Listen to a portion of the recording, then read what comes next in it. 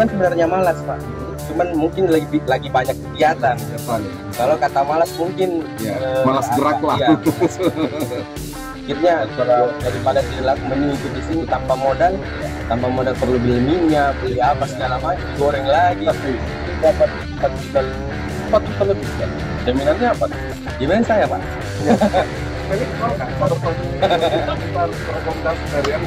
Jadi kurir dulu Pak.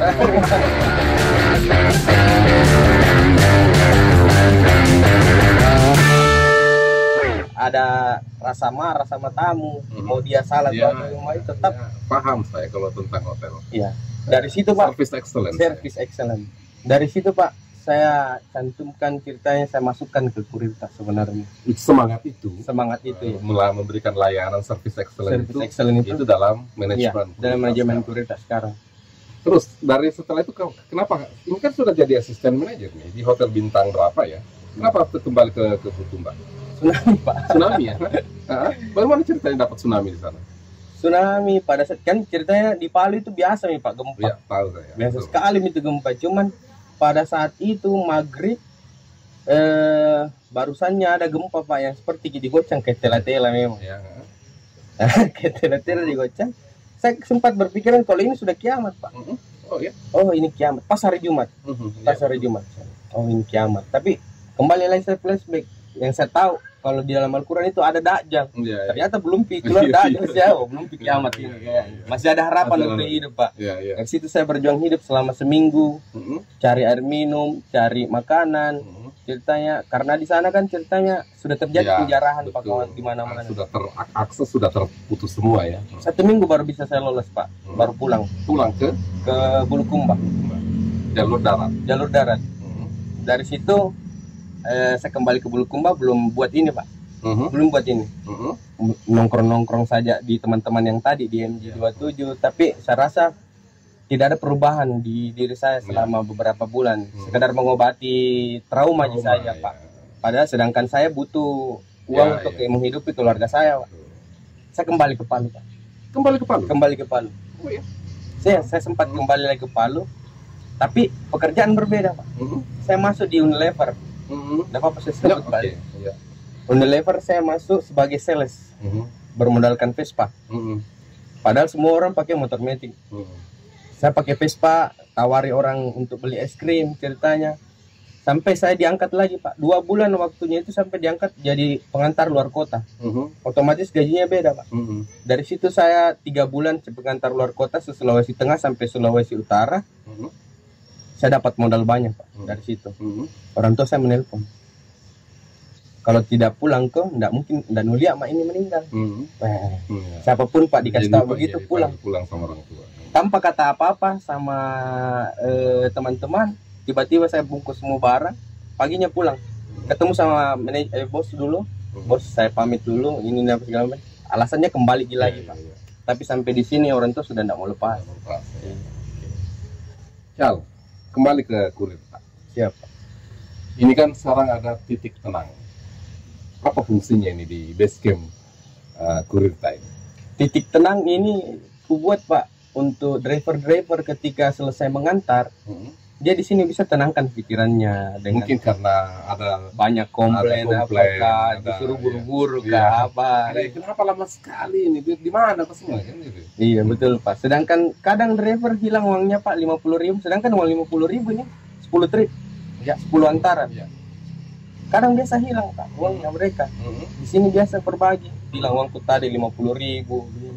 Teman-teman tanpa disuruh inisiatif pun sendiri mereka kumpul. 1.000 deh kumpul teman-teman. Siapapun yang hilang. Teman-teman yang kemudian menggantikan uang 50.000. Teman-teman sendiri karena sudah jadi keluarganya. Betul, bukan kerja di sini tetapi sebagai keluarga. Boleh dibilang perbedaannya dengan kurir lain mungkin kita ada tempat, ada wadah ceritanya di sini. Jadi dia tidak nongkrong di luar Pak. Setelah mengantar dia kembali ke sini. Kembali ke sini. Kadang cas HP, kadang istirahat makan, kadang main bola sampai sambil tunggu orderan. Jadi kita buat senyaman mungkin. Dia buat jadi ini tempatnya adalah rumah Pak buat mereka. Tidak keluar mencari makan apa segala macam. Di sini ada tempat makan juga. Kita buatkan catering yang 5.000-5.000-an kerjasama juga. Kerjasama sama Oma. Oke. Jadi sudah ada ketika driver ingin makan siang, sudah ada di mereka sini. tinggal bayar 5.000. 5.000 sampai 10.000 ada 10.000 juga. ya. Di tempat tenang ini, pastikan banyak teman-teman driver ini curhat-curhat. Iya Pak. Bagaimana, bisa di-sharing nggak pengalaman-pengalaman apa Jarvis mana Jarvis? Jarvis. Pengalamannya Jarvis ya sebagai driver. Apa pengalaman yang paling tidak bisa dilupakan di sini? Mungkin dia bagi di owner lah. Kalau tiap hari Pak, sebenarnya berganti-ganti itu cerita datang Pak. Ya. Tapi yang paling menarik itu pada saat ada konsumen yang ceritanya hujan-hujan pada saat itu, tapi kecelakaan drivernya ini. Driver pada saat mau mengantarkan makanan kecelakaan. Tapi bukan yang ditanyakan itu bukan keadaannya ini driver, makanannya. Makanannya tumpah tidak. Wow. Padahal ini sudah patah. Enggak apa-apa di motor. Begitu kan pertanyaan. Iya, betul. Biasanya Makanan jokes-jokesnya begitu. Jatuh kata dia, enggak apa-apa di motor, gitu kan. Ini makanannya. Iya, makanannya. Jadi bagaimana Dek? Digantikan gitu. Ya? Dia balik bertanya seperti itu. Jadi bagaimana Dek? Dia enggak bisa kok ini. Kalau enggak bisa kok saya ganti kurir lain. Padahal pesanan sudah tumpah segala macam. Dan itu garam-garamnya ceritanya. Tapi kalau kita lakukan dengan ikhlas Pak, pasti ada semua gantinya dengan baik. Karena tidak mungkin Pak, dari misalnya saya driver, dari 20 antara mungkin tidak mungkin ketemu sama orang jahat semua. Dan saya percaya orang Bulukumba masih banyak orang yang baik Pak, masih banyak. Cuman tidak tereksplor gitu Pak. Masih banyak hal baik. Cuman itulah seninya Pak kerja di Kurirta. Karena kalau mau jalan-jalan lurus saja, tidak ada pembelajaran di dalam hidup Pak. Tidak ada. Jadi tempat tenang, titik tenang ini tempat untuk menenangkan kalau lagi bete. Mungkin karena driver ini tidak mungkin memperlihatkan muka jutek juga sama pelanggan. Ya betul. Itu larangan paling fatal itu kalau itu Pak. Karena saya selalu tekankan sama anak-anak 3S. 3S. Salam, sapa, senyum, pamit. Pamit terakhir itu Pak. Sejutek apapun pelanggan. Sejutek apapun pelanggan. Cuman namanya juga manusia biasa, saya juga tidak bisa kontrol semua itu. Cuman yang jelasnya tiap hari Sabtu kita briefing keseluruhan, kita selalu tekankan itu. Kalau untuk ceritanya pelayanan, tidak boleh kita marah balik ceritanya.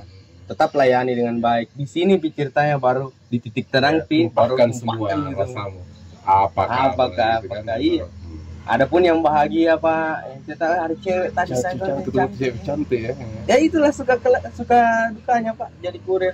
Ya. Jadi mereka bersemangat tiap hari ketemu sama orang-orang. Apalagi adminnya Pak. Adminnya harus berkomunikasi sama masyarakat Bulukumba 1.800 konsumen kali 2.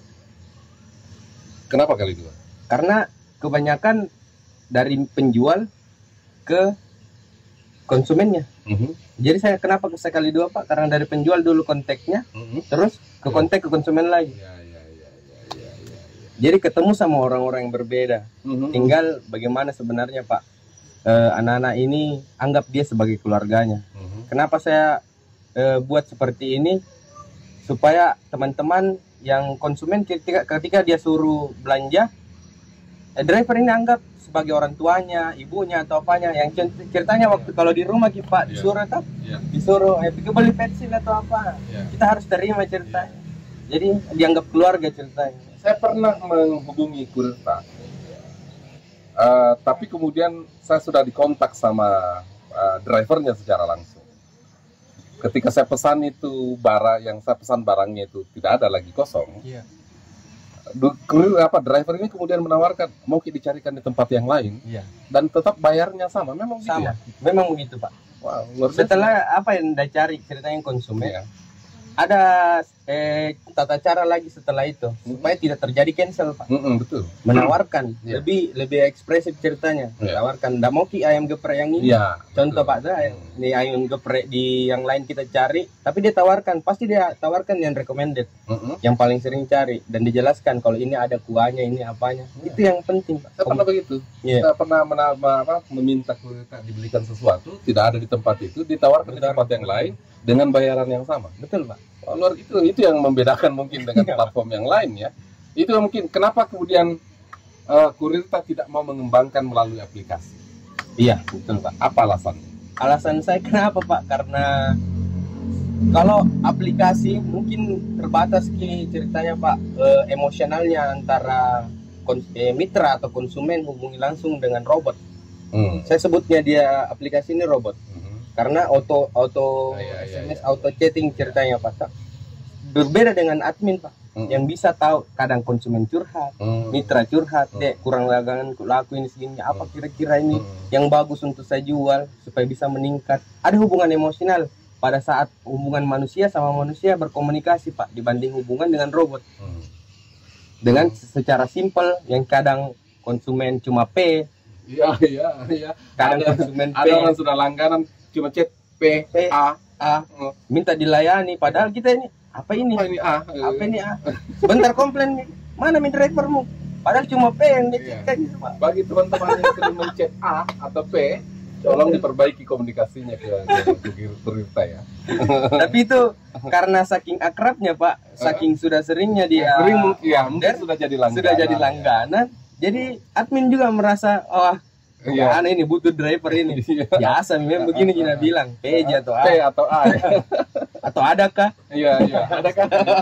Wow. Jadi ada sisi humanis. Ada Pak. Dari proses itu kenapa kemudian tidak membangun aplikasi. Apalagi sudah masih bisa manageable ya. Iya betul. Kalau masih bisa otaknya manusia kita pakai Pak. Iya. Kenapa tidak? Ya, karena sebenarnya disitulah nilai plusnya. Karena ada pola komunikasi yang pelayanannya antara gitu manusia Pak. 120 driver di tengah pandemi, di tengah PPKM, pastikan semua banyak yang di PHK. Ya, terasa lah. Tetapi sebuah prestasi bagi Kurirta tetap bisa mempertahankan 120 driver. Tidak ada pengurangan. Keluar masuk ada Pak. Keluar masuk itu wajar. Karena ada yang ceritanya tidak bisa beradaptasi. Ceritanya kan sempat begini Pak. Pernah ada driver bilang Kurirta itu kayak sekolah. Ada aturannya, harus masuk jam sekian. Bahkan saya dinilai keras di luar, di netizen ceritanya. Kalau Kurirta itu disiplin begini-begini segala macam. Kalau mau berhasil ya betul Pak. Cuman kan mindsetnya orang-orang ceritanya kadang di luar, kenapa itu kurir Ji? Nah bukan gini perusahaan besar atau apa segala macam. Jangan pandangnya enteng ya. Tapi saya tidak pernah berpikiran seperti itu Pak. Pikiran saya terus, apa yang mau saya buat setelah ini? Apa yang bisa ceritanya saya buat, kasih satu ceritanya ini masyarakat Bulu, apalagi pemuda-pemuda Bulukumba Pak. Yang ceritanya banyak sekarang yang otomatis saya secara tidak langsung mengurangi kriminal. Iya pasti. Terutama mengurangi pengangguran. Pengangguran lebih-lebih Pak. Karena 120 orang. 120 orang. Itu angka yang sedikit. Bukan Pak. Itu dari 120 bahkan menambah Pak tiap hari. Sampai tadi pun kita masih open driver 10. Oh iya. Open driver lagi. Kita per minggu itu setelah open driver Pak. Ince, tertarik? Kalau Ansar kan sudah jadi pengusaha kopi, Felix jadi trader. Apa yang kita bisa Ince? Ayo kita mendaftar 10 orang jadi driver di Kurirta. Lumayan. Ya. Nah, sekarang 10 orang tambah. 10 orang. Cuman dari situ lagi Pak, ada proses. Di sini saya dapat banyak pengalaman pada saat saya buka lowongan pekerjaan. Bagaimana SDM yang ada sekarang di sini. Kenapa saya buat harus pakai map, pakai ijazah, pakai ini. Tapi kemarin yang di tempat lain Pak tidak. Asal aja. Tidak ada sistem training. Betul. Di sini ada training. Ada Pak. Ada briefing, training, interview dulu Pak. Sudah interview, kita tahu kenapa dia keluar dari ini lain atau apakah dari mana kemarin dia. Kita tanya lokasinya, terus ada data yang dia simpan karena berhubungan dengan barangnya orang Pak. Besok-besok tiba-tiba ada orang yang ini selesai. 120 driver itu ditambah 10 nanti karena sudah open lagi. Artinya 130. Apa fasilitas yang didapatkan driver yang disiapkan oleh driver kalau sudah lulus training itu Pak, termasuk uniform, terus ID card, terus BPJS Ketenagakerjaan. BPJS Ketenagakerjaan itu ditanggung oleh saya sendiri Pak. Ditanggung oleh orang. Iya. Dari Kurirta sendiri. Iya, saya lah. Ya, karena Anda pemilik betul, dari Pak. perusahaan ini. Dari saya sendiri, Ya. Pak. Ini sudah dalam bentuk CV atau PT ini? Kurirta? Ini masih CV, Pak. CV? Iya. Oke. 5 tahun ke depan, apa targetnya? 5 tahun ke depan, apa bayangan imajinasinya Ical tentang Kurirta? saya mau buat hanggar, Pak. Hanggar. Hanggar ini berpengaruh dengan Kurirta. Jadi ceritanya nanti berdampingan antara mitra dengan driver, Pak. Jadi tidak perlu ceritanya ke rumahnya lagi. Saya buatkan, kalau misalnya saya ada rezeki, saya buatkan hanggar, tinggal bayar uang listrik, silakan menjual. Tidak perlu sewa. Tidak perlu sewa. Wow. Cukup Itu cita-cita saya setelah 5 tahun ke 5 tahun ke depan, Pak. setelah berkembang ini. Insya Allah, Pak. Wow. Cal, saya ini agak bingung kemarin diundang untuk menghadiri launching film Kurirta. Saya bilang ini sudah merambah ke bisnis lain dari jasa antaran ke tukang pembuat film. Apa hubungannya antara jasa antar mengantar ini dengan tiba-tiba mau buat film? Sebenarnya kita buat film itu, Pak, untuk pengalaman pribadinya driver, untuk sekedar pembelajaran juga buat mitra-mitra. Kalau misalnya pekerjaan kurir itu harus juga dihargai. Si pakat tahu, kalau dibilang orang Bulukumba, ya si pakat tahu. Driver juga manusia. Driver juga manusia. Jangan mandangin pekerjaan mereka. Tidak mudah juga menjadi driver, karena ada beberapa yang harus dilalui yang kita tidak perlu. Kadang konsumen tidak mau tahu, Pak. Yang pokoknya barang yang saya pesan harus sampai cepat ya. Kadang driver tidak mementingkan ugal-ugalan. Ini memang mengakibatkan. Akhirnya banyak yang ada bisa jadi menimbulkan komplainnya kan harus buru-buru. Dari situ nih, Pak, kita buat film biar bisa jadi edukasi sebenarnya. Kalau pekerjaan kurir itu tidak gampang. Betul. Tapi ada proses yang harus dilalui, dan terutama memanusiakan mereka. Betul. Memanusiakan mereka karena mereka juga harus dihormati. Betul, Pak. Kita lebih mudah mendapatkan sesuatu karena keberadaan mereka. Betul sekali. Dan kita bayar cukup dengan harga yang murah, Rp5.000. Itu kan menurut saya bukan sesuatu yang luar biasa. Cerita secara singkat tentang Kurirta, film Kurirta gimana? Hai. Jarvis. Jarvis ini pemeran utamanya ini. Pemeran utama, kita harus cerita sini Jarvis. Ambil kursi Jifir. Itu yang depan deh. Lebih dekat ke sini, Fis.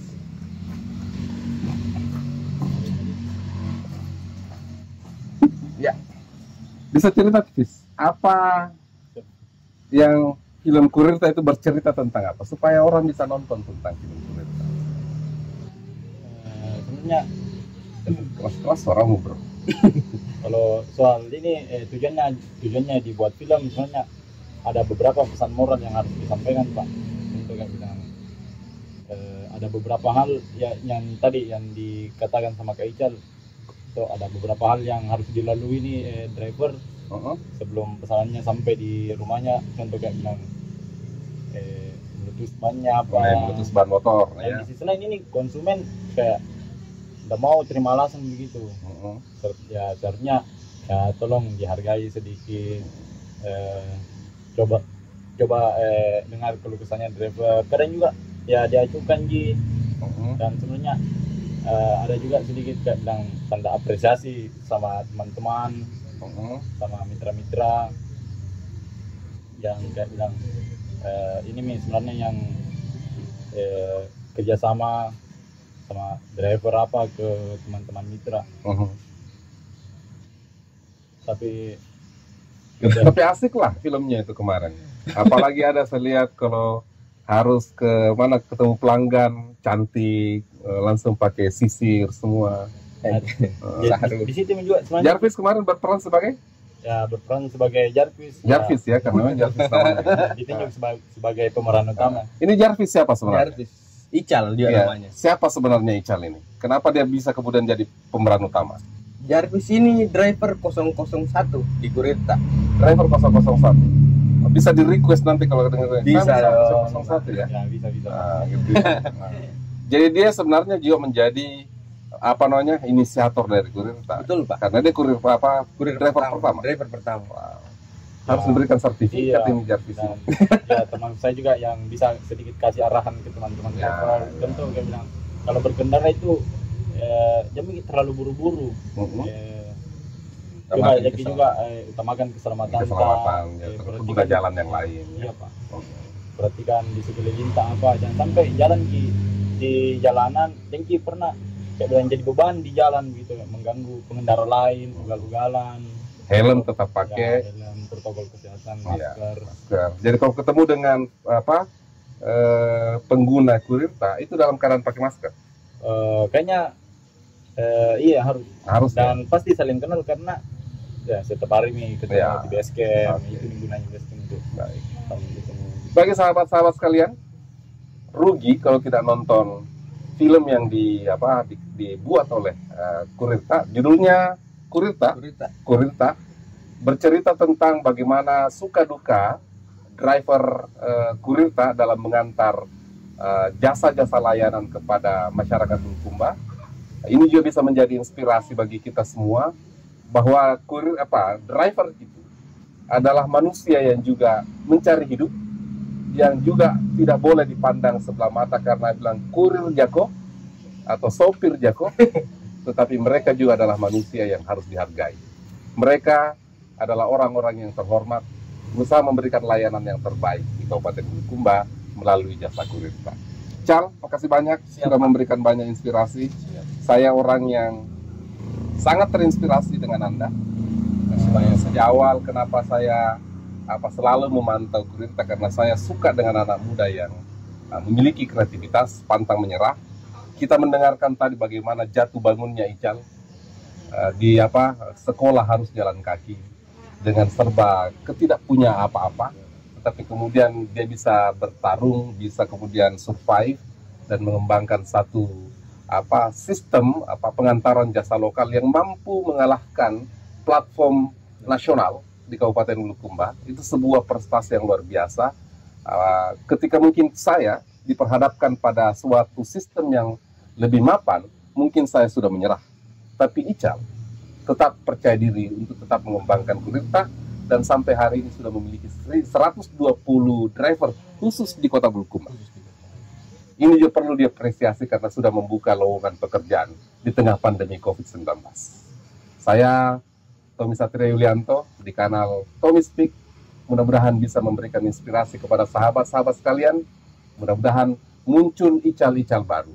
Muncul pemuda-pemuda Bulukumba yang tidak hanya hobi untuk mencaci maki pada kebijakan, tetapi lahir dan mengembangkan kreativitas dan balah memberikan dukungan dan bantuan dan berkontribusi untuk Bulukumba yang kita cintai. Assalamualaikum warahmatullahi wabarakatuh.